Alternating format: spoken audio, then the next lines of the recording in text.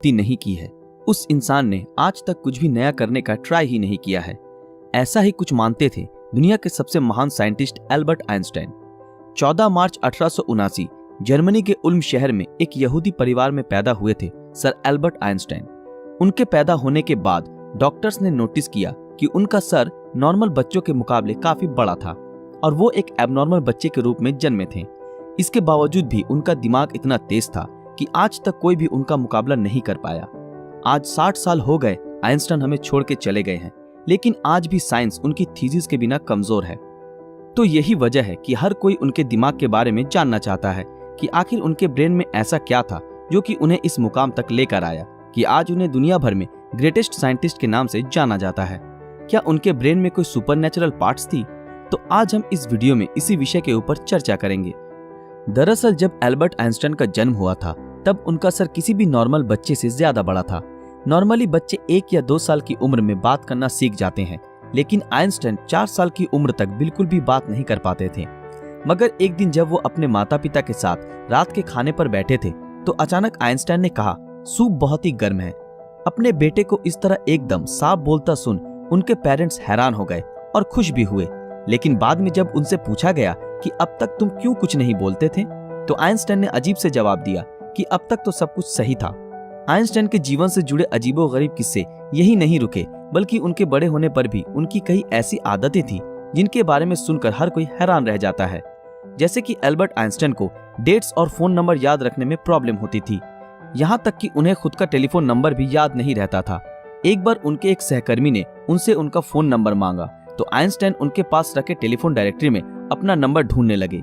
ये देख के सहकर्मी ने चकित होकर बोला, आप अपना खुद का फोन नंबर क्यों याद नहीं रखते? तो आइंस्टाइन ने उनको कहा कि किसी ऐसी चीज को भला क्यों मैं याद रखूं जो मुझे किताबों में ढूंढने से मिल जाती है। आइंस्टाइन कभी भी जूतों के अंदर मोजे नहीं पहनते थे क्योंकि उनकी टांगों की उंगलियां इतनी बड़ी थी कि बचपन में हमेशा टांगों की उंगलियों की वजह से मोजे में छेद हो जाते थे।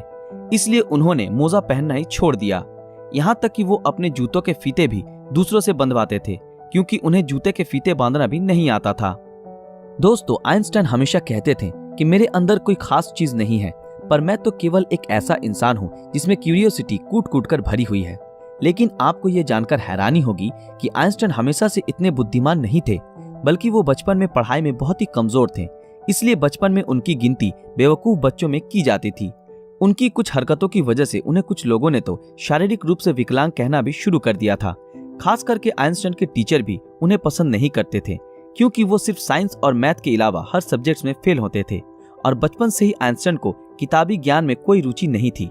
हालांकि इसके बावजूद भी उन्होंने दुनिया के सामने साइंस की कई ऐसी थीसिस पेश की जिसके बिना आज भी साइंस कमजोर है, और यही वजह है कि उनका दिमाग आज भी चर्चा का विषय बना हुआ है। 18 अप्रैल 1955 आइंस्टाइन की मृत्यु के बाद पैथोलॉजिस्ट डॉक्टर थॉमस हार्वे ने आइंस्टाइन के परिवार की अनुमति के बिना ही उनके दिमाग को रिसर्च के लिए निकाल लिया था और वो वहां से भाग गए।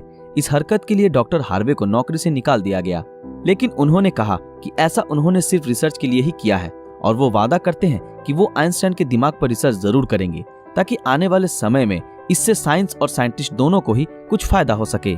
लेकिन रिसर्च के लिए परमिशन न मिलने के कारण डॉक्टर हार्वे ने आइंस्टाइन के दिमाग को एक जार के अंदर बेसमेंट में कैद रखा। बाद में आइंस्टाइन के बेटे हैंस एल्बर्ट आइंस्टाइन की अनुमति के बाद डॉक्टर हार्वे ने आइंस्टाइन के दिमाग पर रिसर्च करना शुरू किया। पहले उन्होंने आइंस्टाइन के दिमाग का वजन किया, जिसका वजन 1230 ग्राम था, जो नॉर्मल इंसान के दिमाग के वजन से काफी छोटा था, क्योंकि दरअसल एक इंसान के दिमाग का वजन करीब 1400 ग्राम होता है।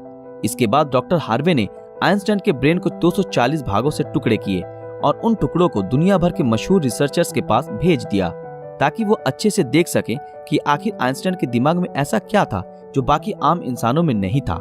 और उसके बाद डॉक्टर हार्वे ने आइंस्टाइन के ब्रेन टिश्यूज के 1000 माइक्रोस्कोपिक स्लाइड्स बनाए जिससे आइंस्टाइन के दिमाग की अच्छी तरह से जांच हो सके। रिसर्च के दौरान ये पाया गया कि आइंस्टाइन के ब्रेन में आम इंसानों से ज्यादा सेल्स थी। आइंस्टाइन के दिमाग का सेरिब्रल कॉर्टेक्स नाम का हिस्सा एक आम इंसान के दिमाग के मुकाबले काफी अलग था।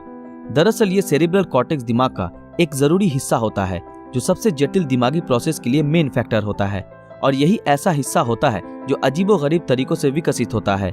और साइंटिस्टों का मानना है कि यही वजह थी कि उनका दिमाग बहुत ही असाधारण सोचता था। जब साइंटिस्टों ने आइंस्टाइन के ब्रेन को फर्दर एग्जामिन करना शुरू किया तो वो बिल्कुल हैरान रह गए कि उनके ब्रेन में रिंकल पैरिएटल ओपेरिकुलम मिसिंग है, जिसके कारण उनके ब्रेन की पैरिएटल लोब का साइज नॉर्मल ब्रेन से 20% ज्यादा बड़ा था। साइंटिस्टों का कहना है कि यही वजह है कि आइंस्टाइन की मैथमेटिकल स्किल और चीजों को इमेजिन करने की पावर नॉर्मल ब्रेन से ज्यादा थी, और उनके दिमाग में न्यूरॉन्स की डेंसिटी 17% ज्यादा थी, जिस वजह से आइंस्टाइन को ज्यादा ब्रेन पार्ट मिलती थी। साइंटिस्ट के मुताबिक इसी वजह से आइंस्टाइन का कंसंट्रेशन और दूरदर्शिता औरों से कई ज्यादा था। साइंटिस्ट कहते हैं कि आइंस्टाइन के ब्रेन में ज्यादा फोल्ड थी, जो उनकी इंटेलिजेंसी का और एक कारण था। आइंस्टाइन का दिमाग 46 टुकड़े के रूप में अमेरिका के फिलाडेल्फिया शहर के मटर म्यूजियम में प्रिजर्व किया गया है। दोस्तों, आज साइंस ने कितनी तरक्की कर ली है, लेकिन इसके बावजूद आज भी आइंस्टाइन के दिमाग और इंटेलिजेंसी एक पहेली बनी हुई है। लेकिन साइंटिस्टों को आशा है कि फ्यूचर में किसी बेहतरीन टेक्निक के जरिए आइंस्टाइन के दिमाग को और भी बेहतर तरीके से जानने में कामयाबी हासिल होगी। डॉक्टर थॉमस ने आइंस्टाइन के दिमाग के साथ जो कुछ भी किया, क्या वो सही था या गलत? इस बारे में आपकी राय हमें कमेंट में जरूर बताएं। दोस्तों, आज के लिए बस इतना ही। आशा करते हैं आप लोगों को ये वीडियो पसंद आया होगा। तो फिर मिलेंगे अगले वीडियो में ऐसे ही किसी मजेदार विषय के साथ। अगर आप ऐसे ही और वीडियो देखना चाहते हो तो हमारे इस चैनल को सब्सक्राइब करके बेल आइकन ऑन कर दें।